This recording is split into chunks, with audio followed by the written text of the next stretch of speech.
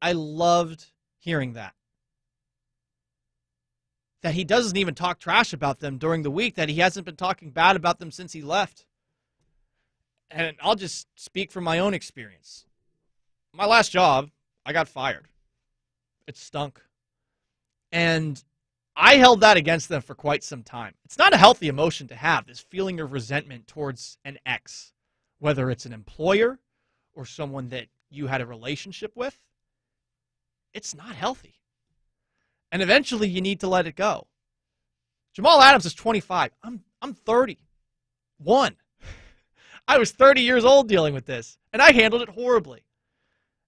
Eventually I got to a point where, at a friend's wedding, who worked at the same company as myself, though, that I said to myself, what's the point of holding on to these bitter feelings anymore? What good is it going to bring me? I liked all these people when I worked with them. A change happens, and all of a sudden I can't stand them. That's not a way for any human to act, even though you are totally justified in feeling that way. Because you don't want to be so obsessed with revenge, like it's the Count of Monte Cristo, and that's all you're about. You don't want that.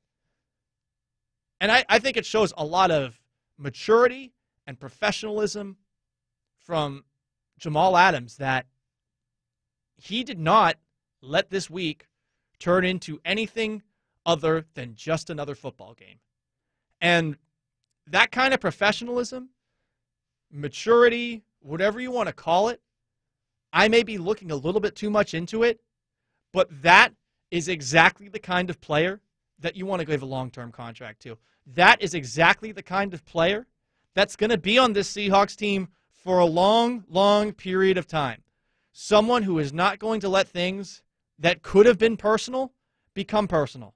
To have that neutral thinking like Russell Wilson does. To be able to put that stuff in the rearview mirror.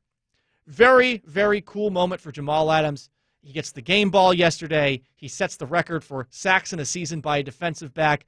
He gets a victory over his old team. Very happy for Jamal Adams. Very happy he's a Seattle Seahawk.